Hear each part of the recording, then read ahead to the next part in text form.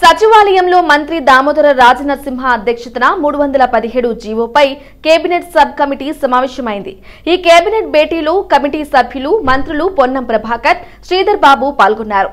వివిధ శాఖల ఉన్నతాధికారులు హాజరయ్యారు. 317 జీవోపై సమావేశంలో కమిటీ చర్చిస్తోంది. సచివాలయంలో మంత్రి దామోదర రాజనరసింహ అధ్యక్షతన 317 జీవోపై కేబినెట్ సబ్ కమిటీ సమావేశమైంది. ఈ కేబినెట్ భేటీలో కమిటీ సభ్యులు, మంత్రులు పొన్నం ప్రభాకర్, శ్రీధర్ బాబు పాల్గొన్నారు. వివిధ శాఖల ఉన్నతాధికారులు హాజరయ్యారు. 317 జీవోపై సమావేశంలో కమిటీ చర్చిస్తోంది. టీఎస్ఆర్టీసీలో కొత్తగా 22 ఎలక్ట్రిక్ బస్సులు అందుబాటులోకి వచ్చాయి. హైదరాబాద్లోని నెక్లెస్ రోడ్డులో ఏర్పాటు చేసిన కార్యక్రమంలో డిప్యూటీ సీఎం భట్టి విక్రమార్క, మంత్రులు పొన్నం ప్రభాకర్, కోమటిరెడ్డి వెంకటరెడ్డి జెండా ఊపి వీటిని ప్రారంభించారు. అదే ప్రతిపాదికన తీసుకుంటున్న మొత్తం 500 బస్సులు ఆగస్టు నాటికి రానున్నాయి. ఇవన్నీ నాన్ ఏసీ బస్సులే. పాత మెట్రో ఎక్స్ప్రెస్ల స్థానంలో వస్తున్న బస్సులని గ్రేటర్ అధికారులు చెబుతున్నారు. ఈ బస్సులోనూ మహిళలు ఆధార్ కార్డు చూపించి ఉచితంగా ప్రయాణించవచ్చు. నగరంలోని అన్ని ప్రాంతాలకు నడుస్తాయి. BHEL, Miyapur, cantonment, HCU, Ranigunj డిపోల్లో 33 kV పవర్ లైన్లు తీసుకున్నారు. మరోవైపు ఆర్టీసీ సొంతంగా 565 డీజిల్ బస్సులు సమకూర్చుకుంటుంది. ఇందులో 125 మెట్రో డీలక్స్లు ఉంటాయి.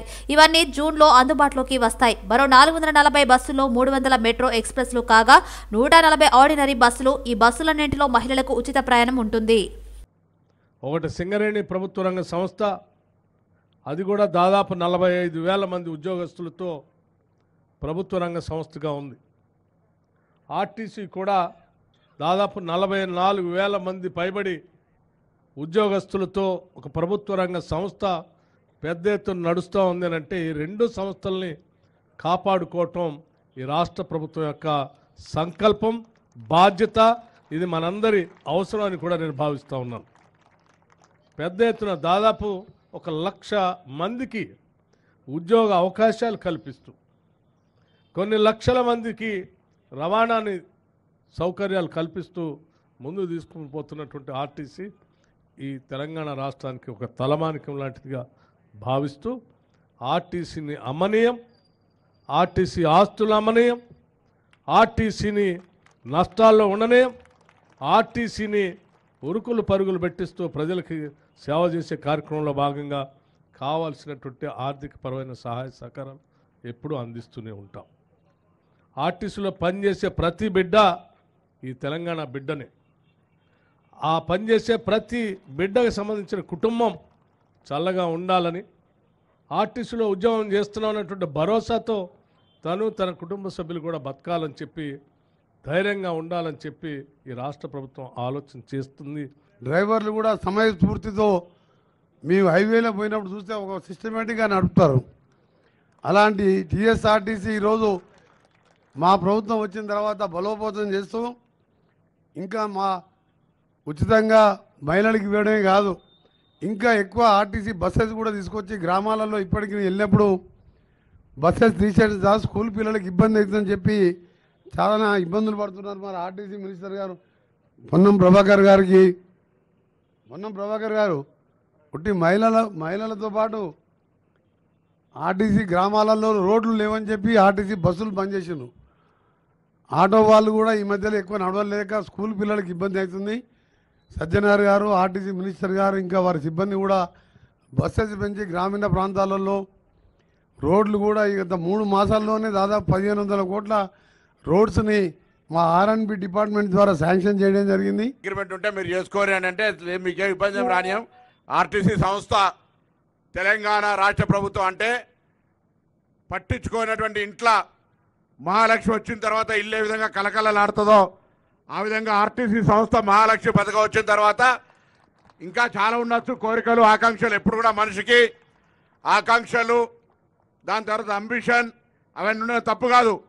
కానీ 7 సంవత్సరాలుగా 10 సంవత్సరాలుగా నిర్వీర్యమైనటువంటి సంస్థకు సంబంధించి పెండింగ్లో ఉన్నటువంటి బాండ్స్ కావచ్చు, కారుణ్య నియామకాలు కావచ్చు, కొత్త బస్సుల కొనుగోలు ప్రక్రియ కావచ్చు, 7 సంవత్సరాలుగా పెండింగ్ ఉన్న PRC కావచ్చు, ఇంకా కొత్త నియామకాలకు సంబంధించిన ప్రక్రియ చేపడుతుంటే ఈరోజు మహాలక్ష్మి పేరు మీద ఆర్టీసీ కలకలలాడుతోంది. 100% ఆక్యుపెంట్స్ తోటి ఆపరేషన్ లాస్ నుంచి ఓవర్కమ్ అయి రేపొద్దున పాత బకాయిలు ఉన్నటువంటి 6,000 కోట్లను కూడా అందులో ప్రావిడెంట్ ఫండ్ కావచ్చు ఇతరత్ర వాటన్నిటిని అధిగమించడానికి ముందుకు పోతున్న సందర్భంలో ఇందుకు సహకరిస్తున్నటువంటి ముఖ్యంగా ఆర్టీసీ సిబ్బంది అందరూ కూడా ఈ సందర్భంగా అభినందన తెలుపుతున్నాను.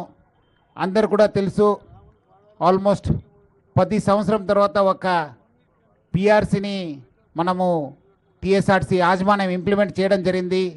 మనం ఆల్మోస్ట్ 2017లో ఇచ్చిన ఈ ఐఆర్ని ఈరోజు ఒక 21% ఫిట్మెంట్తోని మనము ఇంప్లిమెంట్ చేయడం ఒక చారిత్రాత్మక నిర్ణయము. దీనికి బాగా కృషి చేసిన మన డిప్యూటీ చీఫ్ మినిస్టర్ బట్టి విక్రమార్క గారికి, మన honourable minister for transport Ponnam Prabhakar గారికి, మన transport principal secretary for transport మన టీఆర్ఎన్ఆర్బి శ్రీనివాసరాజు గారికి అందరు కూడా నేను పేరు పేరుగా ధన్యవాదాలు తెలుపుతున్నాను. నాయకుడిగా కాదు మీ సేవకుడిగా మల్కాజ్గిరి ప్రజల ముందుకు వస్తున్నా తనను ఆశీర్వదించాలని ఈటెల రాజేందర్ కోరారు. GHMC deputy floor leader Koppula Narasimha Reddy parliament ఎన్నికల ప్రచారంలో భాగంగా మన్సూరాబాద్ డివిజన్ పరిధిలో GHMC deputy floor leader corporator Koppula Narasimha Reddy నేతృత్వంలో మల్కాజ్గిరి బీజేపీ పార్లమెంట్ అభ్యర్థి ఈటెల మార్నింగ్ కార్యక్రమంలో భాగంగా మన్సూరాబాద్ పెద్ద చెరువు నందు వాకర్స్ ను సహారా స్టేట్స్ కాలనీ సభ్యులను కలిశారు. ప్రధాని మోదీ తనకు గెలుపు బాధ్యత అప్పగించినందుకు ఒక సేవకుడిలాగా పనిచేస్తానని చెప్పారు. అంటాడు, మాకే ఓటేస్తే మేమే అభివృద్ధి చేస్తాం. ఏషియన్ కావాలి రాష్ట్రంలో నిజంగా చేతనైతే అభివృద్ధి చేయి. కానీ కేంద్రంలో ఇవాళ కశ్మీర్ నుంచి కన్యాకుమారి వరకు ఈ దేశానికి ప్రధానమంత్రి మోడీ గారు ఉండాలని చెప్పి నిశ్చయానికి నిర్ణయానికి వచ్చింది. నాలాంటి వాడు మళ్ళీ గెలిస్తే కేంద్రంలో ఉంటే మెప్పించి ఒప్పించి ఏదైనా డెవలప్మెంట్ చేసే ఆస్కారం ఉంటుంది తప్ప నీవేం చేయాలి, నువ్వు పోయి దరఖాస్తు ఇచ్చి దండం పెట్టాలి తప్ప నీ చేతిలో ఏం లేదు. అందువల్ల నువ్వు ఎన్ని రకాల పెడబొబ్బలు పెట్టినా నీ ఇట్లా అట్లా అని చెప్పినప్పుడు కూడా సాధ్యమేది కాదు. మూడో మాట ఆయన చెప్తున్నాను నేను. ఏం చెప్తాడు ఆయన? ప్రధానమంత్రి గారు మా పెద్దన్న అడుగున్నా. అంతకుముందు ఉన్న ముఖ్యమంత్రి ఏమన్నారు? 2016లో మీకు చెప్తున్నా, 2016లో మిషన్ భగీరథ స్కీమ్ ఓపెన్ చేసినప్పుడు గజ్వల్లో నాకు ఏ కోరికలు లేవు మోడీ గారు, ఒకటే కోరుకుంది, మీ సంపూర్ణమైన ఆశీర్వాదం మా కావాలని, మీ సంపూర్ణమైన ఆశీర్వాదం కావాలని చెప్పి కోరేట్టు. ఆ తదుపరి మోడీ గారి గురించి వీళ్ళంతా ఏం మాట్లాడడం అవన్నీ మీ గుండెల్లో ఉన్నాయి, మీ సెల్ ఫోన్లు ఇప్పటికి వస్తాయి. ఇవాళ ఈ ముఖ్యమంత్రి గారు కూడా వాస్తవం అప్పుడప్పుడు బయటకు వస్తూ ఉంటుంది.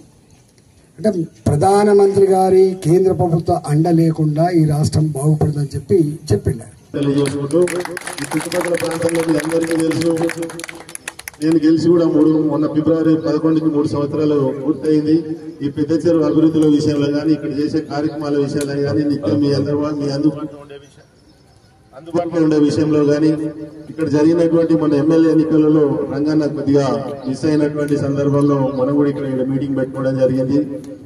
ఇలాంటి సందర్భంలో ఈ పెద్ద చెరువు ఏ చిన్న కార్యక్రమాలు కానీ పెద్ద దాదాపు 4-5 వేల మందితో ఇక్కడ బతుకమ్మల ప్రోగ్రాం పెట్టుకోవడము, నిమజ్జనాలు పెట్టుకోవడము, యోగా డే చేసుకోవడము, అదేవిధంగా మన ఉమెన్స్ డే చేసుకోవడము, అనేక కార్యక్రమాలకు మంచి కార్యక్రమాలకు కలయికగా ఈ పెద్ద చెరువు ఉంటుంది. ఈ చుట్టుపక్కల ప్రాంతాల్లో 40-45 కాలనీలకు ఈ పెద్ద చెరువు నిత్యం ఒక యూనివర్సిటీ లాగా అందరినీ కలిపే విధంగా చేస్తుంది. ఎంపీ ఎన్నికల్లో బీజేపీకి పట్టం కట్టాలనే నిర్ణయానికి ప్రజలు వచ్చారని బీజేపీ శాసనసభాపక్ష ఉపనేత పాయల్ శంకర్ అన్నారు. మోదీ ఆదిలాబాద్ బహిరంగ సభ చూశాక ఈ విషయం స్పష్టమైందన్నారు. కాంగ్రెస్ 6 గ్యారంటీలను దాటివేసే ప్రయత్నం చేస్తుందని ఆరోపించారు. అమిత్ షా పర్యటనతో మోడీ స్ఫూర్తి మరింత బలపడుతుందంటూ పాయల్ శంకర్ తో మా bureau chief Srinivas face to face. BJP శాసనసభాపక్షం ఉపనేత పాయల్ శంకర్ ఉన్నారు. చెప్పండి శంకర్ గారు, పార్లమెంట్ ఎన్నికల నేపథ్యంలో మోడీ పర్యటనలు ఖరారయ్యాయి. ఎట్లా ఉంది స్పందన? ఇటీవల ఆదిలాబాద్ టూర్ కూడా జరిగింది. ఎట్లా ఉంది స్పందన? అక్కడ టాక్ ఏముంది జనం? రేపు రాబో రోజులలో జరిగేటటువంటి పార్లమెంట్ ఎన్నికల్లో ఈ రాష్ట్ర ప్రజలు ఇప్పటికే ఒక నిర్ణయానికి వచ్చారు. దానికి మొన్న ఆదిలాబాద్లో జరిగినటువంటి నరేంద్ర మోడీ గారి యొక్క బహిరంగ సభనే ఉదాహరణ. స్వచ్ఛందంగా 1,00,000 మంది ఆ యొక్క సభకు తరలి వచ్చి వారు చూపించినటువంటి ఉత్సాహం చూస్తే తప్పకుండా రేపు ఆదిలాబాదే కాదు హైదరాబాద్ సీటు కూడా భారతీయ జనతా పార్టీ గెలుస్తుందన్న ఒక నమ్మకం విశ్వాసం మాకు కలుగుతాం. ఈ తెలంగాణ రాష్ట్రంలో రాష్ట్ర ప్రజలు ఇప్పటికే ఒక నిర్ణయానికి వచ్చారు. పార్లమెంట్ ఎన్నికల్లో ఓటేస్తే మాత్రం బీజేపీకే వేయాలి, నరేంద్ర మోడీకే వేయాలని ఒక గట్టి నిర్ణయంతో ప్రజలున్నారు. కాంగ్రెస్ పార్టీకి వేసినా కూడా రేపు ఢిల్లీలో కాంగ్రెస్ ఎంపీలు వెళ్ళి అక్కడ చేసేది ఏం లేదు. టీఆర్ఎస్ పార్టీ ఇప్పటికే మునిగిపోయిన నావా అని తెలంగాణ ప్రజలంతా కూడా నిర్ణయించుకుంది. అందుకు ఈ రాష్ట్రంలో ఓటు అనేది వేస్తే అది భారతీయ జనతా పార్టీకే వేయాలా, మూడవసారి నరేంద్ర మోడీ గారు ప్రధానమంత్రి కావాలని బలంగా దేశ ప్రజలంతా కూడా కోరుకుంటున్నారు. దాంట్లో తెలంగాణ ప్రజలు కూడా కోరుకుంటున్నారు. కాబట్టి తప్పకుండా రేపు పార్లమెంట్ ఎన్నికల్లో భారతీయ జనతా పార్టీ దాదాపు 12-13 సీట్ల పైన విజయం సాధిస్తారు. ఆదిలాబాద్ సీటు పైన కాంగ్రెస్ గురిపెట్టినట్టు తెలుస్తూ ఉంది. అక్కడ బలమైన అభ్యర్థిని దింపాలని కసరత్తు అయితే ప్రారంభించింది. దాన్ని ఎట్లా ఎదుర్కోబోతున్నారు? ఈసారి మీ ఆదిలాబాద్ ఎంపీ క్యాండిడేట్గా ఎవరు ఉండబోతున్నారు? ఇటీవల కొంతమంది చేరికలు కూడా జరిగాయి. ఎంపీల అభ్యర్థులు ఎవరనేది అది కేంద్ర నాయకత్వం నిర్ణయించేటటువంటి ప్రక్రియ. దాంట్లో జిల్లా పార్టీకి సంబంధించినటువంటి రాష్ట్ర పార్టీ కేంద్ర పార్టీ కలిసి తీసుకున్న నిర్ణయం కాబట్టి అభ్యర్థులు ఎవరైనా కూడా తప్పకుండా భారతీయ జనతా పార్టీ అభ్యర్థి గెలిపే లక్ష్యంగా ఒక కార్యకర్తగా మేము పనిచేస్తాం. ఎదుటి రాజకీయ పార్టీలు రాజకీయాలలో ఉన్నప్పుడు ఎన్నికలు వచ్చినప్పుడు ఆయా పార్టీలు తమ అభ్యర్థులు బలంగా ఉండాలనే కోరుకుంటారు. కానీ ప్రజలు మాత్రం కాంగ్రెస్ పార్టీని తిరస్కరించాలనుకున్నప్పుడు, టీఆర్ఎస్ పార్టీని తిరస్కరించాలనుకున్నప్పుడు అభ్యర్థులు ఎంత బలవంతైనా కూడా ప్రజల ముందు బలహీనులే. ప్రజల నిర్ణయం ఫైనల్ అవుతుంది. కాబట్టి ఇప్పుడు ప్రజల మూడు చూసినా, ప్రజల ఆలోచన విధానం చూసినా భారతీయ జనతా పార్టీ వైపే ప్రజలు ఉన్నారు. ఇప్పుడు 100 రోజులు ముగియనుంది, రేపటితో 100 రోజులు కానుంది 6 గ్యారంటీలకు కాంగ్రెస్ ప్రభుత్వం వచ్చి. ఎట్లా దీన్ని గ్యారంటీల అమలు కోసం ఎట్లాంటి ఒత్తిడి తెస్తారు కాంగ్రెస్ ప్రభుత్వం పైన? ఏంటి మీ వ్యూహం? కాంగ్రెస్ ప్రభుత్వం తమ బాధ్యతను నిర్వహించుకోవాలి. అధికారంలోకి వచ్చినటువంటి 100 రోజుల్లోనే 6 గ్యారంటీలు అమలు చేస్తామని చెప్పిండ్రు. ఈ నెల 17వ తారీఖుతోనే 100 రోజులు వాళ్ళు పూర్తి చేస్తున్నారు. మరి రేపో మాపో ఇంకొక 4-5 రోజుల లోపల ఎన్నికల షెడ్యూల్ కూడా విడుదలయ్యే అవకాశం ఉన్నది. మరి ఎన్నికల షెడ్యూల్ విడుదలైపోయిన తర్వాత మళ్ళీ 70-80 రోజులు ఈ ఎన్నికల కోడ్ ఉంటుంది. ఇదంతా కూడా ఎలక్షన్ ప్రక్రియ ఉంటుంది. అప్పుడు కాంగ్రెస్ పార్టీ మళ్ళీ తప్పించుకునే ప్రయత్నం చేస్తుంది. అందుకే మేము డిమాండ్ చేసినాం, రేపు జరిగినటువంటి రాష్ట్ర కేబినెట్ సమావేశంలో ఈ రాష్ట్ర ప్రజలకు ఇచ్చినటువంటి 6 గ్యారెంటీల గురించి మీరు క్లారిటీ ఇవ్వాలా, నిధులు ఏ రకంగా సమకూరుస్తారు, ఏ రకంగా అమలు చేస్తారు, ఈ విషయాలన్నిటి మీద కూడా క్లారిటీ ఇవ్వాలని డిమాండ్ చేయడం జరిగింది. మీరు ఎన్నికల కన్నా ముందే, ఎందుకంటే షెడ్యూల్ వచ్చిన తర్వాత మీరు ఏం చేయలేరు కాబట్టి షెడ్యూల్ కన్నా ముందే మీరు ఇచ్చిన కాంగ్రెస్ పార్టీ ఇచ్చిన 6 గ్యారెంటీలు అమలు చేయాలని డిమాండ్ చేస్తారు. Thank you. ఇది మొత్తం మీద రాష్ట్రంలో బీజేపీకి మంచి ఆదరణ ఉంది. ప్రధానమంత్రి మోడీ పాలన పట్ల, బీజేపీ పరిపాలన అందిస్తున్న తీరు పట్ల, దేశంలో అంటే ఇక్కడ కేంద్ర ప్రభుత్వం ప్రజలకు అందిస్తున్న పథకాలు కావచ్చు, సుపరిపాలన కావచ్చు, అవినీతి రహిత పరిపాలన కావచ్చు, వీటన్నిటికీ ప్రజలు ఆదరణ చూపిస్తున్నారు. మోడీ పర్యటనకు మంచి స్పందన వచ్చింది ఇటీవలే. మొత్తం మీద రాష్ట్రంలో ఒక వాతావరణం ఉంది. బీజేపీకి ఓటు వేయాలి, ఎక్కువ ఎంపీ స్థానాలను బీజేపీ గెలుచుకునే విధంగా కేంద్రానికి పంపించాలి, ఎంపిక చేసుకొని ఎన్నుకొని. కాబట్టి మోడీ నాయకత్వాన్ని కేంద్రంలో బలపరచాలి. బలంగా ఉండాలంటే తెలంగాణ నుంచి కూడా ఎక్కువ మంది ఎంపీలను గెలిపించి మోడీ నాయకత్వాన్ని బలపరిచేందుకు రాష్ట్ర ప్రజలు ఇప్పటికే సంసిద్ధమై ఉన్నారు. 6 గ్యారెంటీల పట్ల కూడా ఇచ్చిన మాట నిలబెట్టుకోవాలి కాంగ్రెస్ పార్టీ అని చెప్తున్నారు బీజేపీ శాసనసభ పక్ష ఉపనేత Payal Shankar. Video journalist Srinivas, television, Hyderabad. BRS అధినేత కేసీఆర్ నేడు కరీంనగర్ లో పార్లమెంట్ ఎన్నికల శంఖారావం పూరించనున్నారు. అచ్చొచ్చిన కరీంనగర్ లో సాయంత్రం భారీ బహిరంగ సభలో గులాబీ బాస్ పాల్గొననున్నారు. అయితే బీఆర్ఎస్ కరీంనగర్ స్థానం బోయిన్పల్లి వినోద్ కుమార్, పెద్దపల్లి నుంచి కొప్పుల ఈశ్వర్ పేర్లను ప్రకటించిన విషయం తెలిసిందే. దాదాపు 1,00,000 మంది సభకు హాజరయ్యేలా ఏర్పాట్లు చేస్తున్నారు. Karimnagar MLA Gangula, BRS MP candidate Vinod కుమార్లు జన సమీకరణ ఏర్పాట్లు పర్యవేక్షిస్తున్నారు. అయితే ఇక్కడి నుంచి బీజేపీ సిట్టింగ్ ఎంపీగా ఉన్న బండి సంజయ్ పేరును ఖరారు చేసిన విషయం తెలిసిందే. కాంగ్రెస్ మాత్రం అభ్యర్థిని ఫైనలైజ్ చేయలేదు. కేసీఆర్, కాంగ్రెస్, బీజేపీలపై చేసే విమర్శల పట్ల ఆసక్తి నెలకొంది. యాదాద్రి లక్ష్మీనరసింహస్వామి సాక్షిగా దళితుడైన deputy CM Bhatti Vikramarka endowment minister Konda సురేఖను సీఎం రేవంత్ అవమానించారని వాళ్ళిద్దరికీ వెంటనే సారీ చెప్పాలని ఎమ్మెల్సీ జాగృతి వ్యవస్థాపక అధ్యక్షురాలు కల్వకుంట్ల కవిత డిమాండ్ చేశారు. యునైటెడ్ పూలే ఫ్రంట్ భారత జాగృతి ఆధ్వర్యంలో బీసీల హక్కుల సాధన పేరుతో నల్గొండలో నిర్వహించిన రౌండ్ టేబుల్ సమావేశానికి చీఫ్ గెస్ట్ గా హాజరయ్యారు. అగ్రవర్ణాల నేతలు ఎక్కువ ఎత్తులో కూర్చొని బలహీన వర్గాల నేతలను తక్కువ ఎత్తులో కూర్చోబెట్టడం అవమానించడమే అన్నారు. అసెంబ్లీలో పూలే విగ్రహం పెట్టాలని స్పీకర్కు వినతి పత్రం ఇస్తే దళితుడికి వినతి పత్రం ఇచ్చారని రేవంత్ అవమానించారని ఆరోపించారు.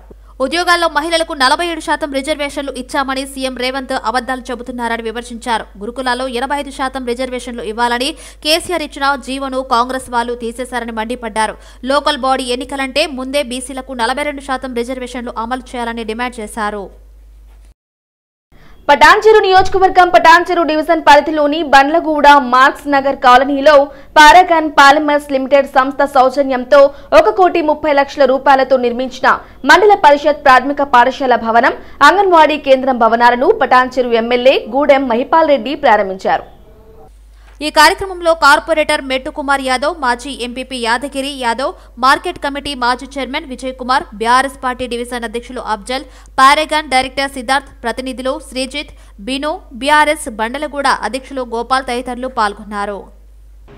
పారాగాన్ సంస్థ వారు అంగన్వాడీ ప్రైమరీ స్కూల్ బిల్డింగ్ ఇనాగ్రేషన్కు సభాధ్యక్షుడు మా మాటను మన్నించి పారాగాన్ సంస్థ వారు ఈ పాఠశాలను నిర్మించడం అంటే చాలా సంతోషంగా ఉంది. ఎందుకంటే ఇది పూర్ ఏరియా, అంత రోజువారీ కూలి పని చేసుకునే వారు ఉంటారు. ఇక్కడ ఏదో పని చేసుకుని బతికేవారు ఈరోజు ఈ పాఠశాల చూస్తూ ఉంటే బ్రహ్మాండంగా కార్పొరేట్ లెవెల్లో మనకి పాఠశాల నిర్మించడం జరిగింది.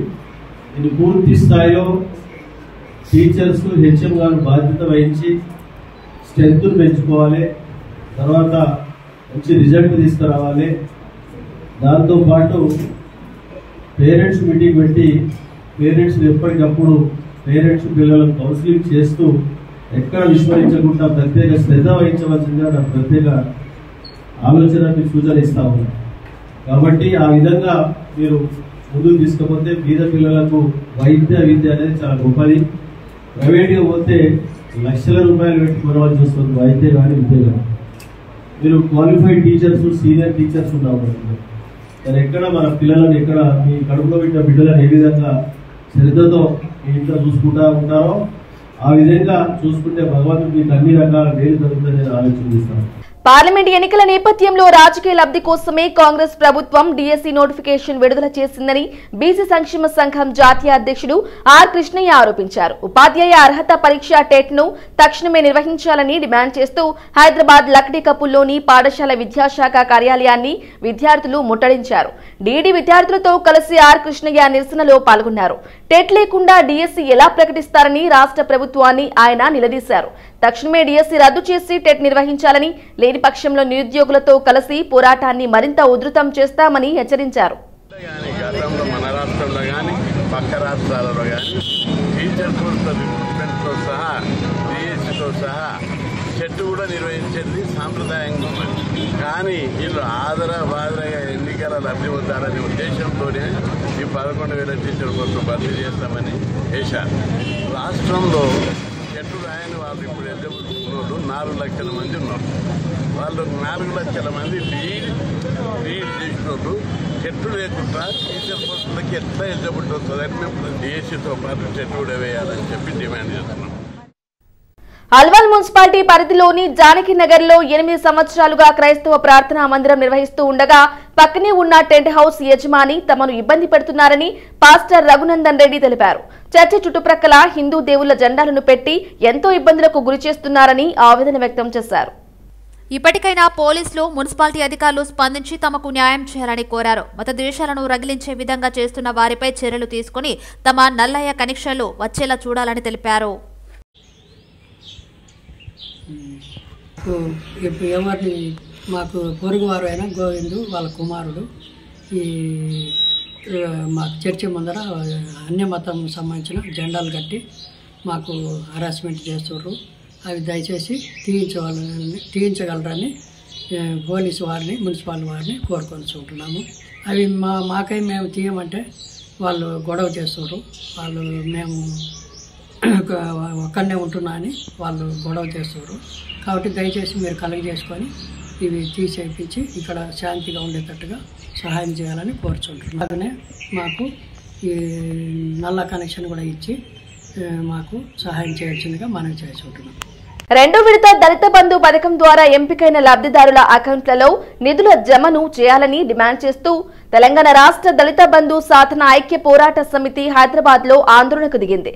రాష్ట్ర వ్యాప్తంగా తరలివచ్చిన లబ్ధిదారులు తమకు న్యాయం చేయాలని అసెంబ్లీ ఎదురుగా ఉన్న గన్ పార్క్ లోని అమరవీరుల స్తూపం ముందు నిరసన చేపట్టారు. రెండో విడత దళిత బంధు పథకం ద్వారా జిల్లా కలెక్టర్ల పర్యవేక్షణలో రాష్ట్ర వ్యాప్తంగా ఎన్నికైన లబ్ధిదారులమని ఎంపికై దాదాపు 4 నెలల సమయం దాటిందని సమితి నాయకులు తెలిపారు. గత ప్రభుత్వం ఒక్కొక్క లబ్ధిదారుడికి 3 లక్షల రూపాయల చొప్పున జిల్లా కలెక్టరేట్ల అకౌంట్లో నిధులను మంజూరు చేసిందన్నారు. మొదటి విడతగా 3 లక్షల రూపాయల నిధులను తక్షణమే అకౌంట్లలో జమ చేసే విధంగా ఉత్తర్వులను ప్రస్తుత కాంగ్రెస్ ప్రభుత్వం జారీ చేయాలని కోరారు. ముఖ్యమంత్రి రేవంత్ రెడ్డి జోక్యం చేసుకుని న్యాయం చేయాలని, లేని పక్షంలో తమ పోరాటాన్ని ఉధృతం చేయడంతో పాటు రానున్న పార్లమెంటు ఎన్నికల్లో బరిలోకి దిగుతామని సమితి అధ్యక్షుడు కోగిల మహేష్, కన్వీనర్ చిట్టిమల్ల సమ్మయ్య హెచ్చరించారు.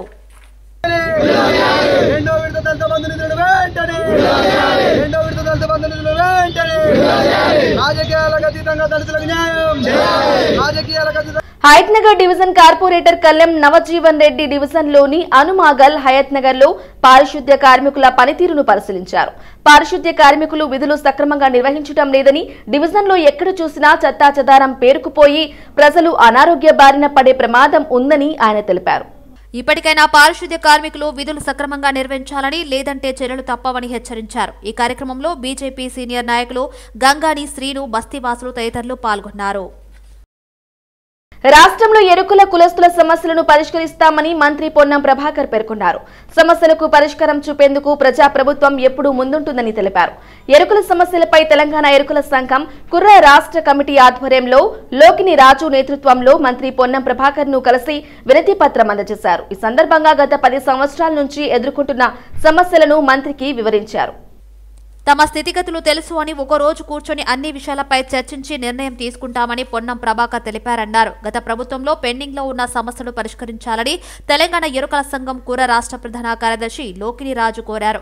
తెలంగాణ వ్యాప్తంగా 138 పందుల సహకార సంఘాలకు ప్రభుత్వ భూములు కేటాయించి ఆన్లైన్లో దరఖాస్తు చేసుకునే విధానాన్ని అమలు చేయాలన్నారు. గ్రూప్ 1, గ్రూప్ 2, గ్రూప్ 3, గ్రూప్ 4 ఉద్యోగాలు పొందడానికి ప్రత్యేకంగా హైదరాబాద్ కేంద్రంగా ఏకలవ్య కోచింగ్ సెంటర్ ఏర్పాటు చేయాలని విజ్ఞప్తి చేశారు. ఎరుకల అభివృద్ధికి ప్రత్యేక కార్పొరేషన్తో పాటు ప్రత్యేక ఎస్టీ కమిషన్ ఏర్పాటు చేసి ఎరుకల సామాజిక వర్గానికి చెందిన వారికే చైర్మన్ పదవి ఇవ్వాలని కోరారు. మంత్రిని కలిసిన వారిలో కోనేటి నరసింహ, గోపాల్, వనం రమేష్, పాతపల్లి నరసింహ, కూతాడి సురేష్, రుద్రాక్షి నరసింహ, రాయపురం వెంకటేశ్వర్లు తదితరులు పాల్గొన్నారు. ఉప్పల్ డివిజన్ చిల్కానగర్ మెయిన్ రోడ్లోని ఆదర్శ్ నగర్ కాలనీలో ఓ జ్యువెలరీ షాప్ ప్రారంభోత్సవానికి ఉప్పల్ ఎమ్మెల్యే బండారి లక్ష్మారెడ్డి, స్థానిక కార్పొరేటర్ బన్నాల గీతా, ప్రవీణ్ ముదిరాజ్ ముఖ్య అతిథులుగా హాజరై ప్రారంభించారు. అనంతరం వినియోగదారులకు మెరుగైన సేవలందిస్తూ దినదిన అభివృద్ధి చెందాలని ఆకాంక్షిస్తూ నిర్వాహకులకు శుభాకాంక్షలు తెలిపారు. ఈ కార్యక్రమంలో బీఆర్ఎస్ సీనియర్ నాయకులు బండాల ప్రవీణ్ ముదిరాజ్, సాయి జన్శేఖర్, స్థానిక నాయకులు తదితరులు పాల్గొన్నారు. పోటీ ప్రపంచంలో ఒక్క ప్రభుత్వ ఉద్యోగానికై ఎంపిక కావడం కష్టం. అలాంటిది ఏకంగా 4 ఉద్యోగాలు సాధించడం ఆయన ప్రతిభకు నిదర్శనం. మంచిర్యాల జిల్లా ముల్కలపేటకు చెందిన పురుషోత్తం ప్రస్తుతం హైదరాబాద్ సెంట్రల్ యూనివర్సిటీలో పీహెచ్డీ చేస్తున్నారు. ఒక పక్క పీహెచ్డీ చదువుతూనే మరో పక్క గవర్నమెంట్ జాబ్స్ ప్రిపేర్ అవుతున్నారు. తాజాగా తెలంగాణ గవర్నమెంట్ ప్రకటించిన ఉద్యోగ ఫలితాల్లో degree lecturer, junior lecturer, PGT, TGT ఉద్యోగాలు సాధించారు. కుటుంబ సభ్యులు ప్రోత్సాహం, గైడ్ తిరుపతి తెలుగు శాఖ అధ్యక్షుడు దాలా వెంకటేశ్వరరావు ప్రోత్సాహం, మిత్రుల సహకారంతో తాను ఈ ఘనత సాధించానని బాగా చదివి ఉద్యోగాలు సాధించినట్టు పురుషోత్తం తెలిపారు. చిన్నప్పటి నుంచి బోధించాలి, విద్యార్థులకు ఏదో ఒకటి బోధించాలనే ఉద్దేశం ఉండేది. దానిలో భాగంగానే ఈ competitive teacher jobs competitive prepare అవ్వడం జరిగింది. అందులోనే భాగంగా నేను ఎంచుకున్న వృత్తి నాకు రావడం అనేది చాలా సంతోషంగా ఉంది. ఆ వృత్తిలోనే నాకు ఎంతో కొంత విద్యార్థులకు సేవ చేయగలుగుతాననే ఉద్దేశంతో ప్రిపేర్ అయ్యి జాబ్ కొట్టడం జరిగింది. ఇందులో భాగంగా నాకు రీసెంట్గా కండక్ట్ చేసిన గవర్నమెంట్ కండక్ట్ చేసిన 4 జాబ్లో TGT, PGT, JL, DL degree lecturer 4 జాబులు రావడం జరిగింది. నేను ఇందులో భాగంగా డిగ్రీ లెక్చరర్ని ఎంపిక చేసుకోవడం అనేది జరుగుతుంది. ఎందుకంటే నాకు ఈ వృత్తి ఎందుకు అనేది చూస్తే ఒక సమాజానికి ఒక మంచి పౌరుని తయారు చేయాలంటే ఒక టీచర్తోనే సాధ్యమవుతుంది. కాబట్టి ఆ వృత్తిని నేను ఎన్నుకోవడం అనేది జరిగింది. కాబట్టి ప్రతి ఒక్కరు కూడా దీనిలో భాగంగా ఉన్నారనేదే. ఈ జాబులో భాగంగానే నేను ప్రిపేర్ అయిన పుస్తకాలు మొట్టమొదటిగా కరెంట్ అఫైర్స్ పరంగా చూస్తే డైలీ న్యూస్ పేపర్ రీడ్ చేయడం అనేది, తర్వాత మంత్లీ మ్యాగజైన్ చదవడం, తర్వాత ఆన్లైన్ క్లాసెస్ వినడం, ఆన్లైన్ యాప్స్ సేల్ చేయడం జరిగి డైలీ ఒక కరెంట్ అఫైర్స్కి 2-3 గంటలు కేటాయించడం జరిగి ఆ కరెంట్ అఫైర్స్లో మంచి స్కోర్ సాధించడం జరిగింది.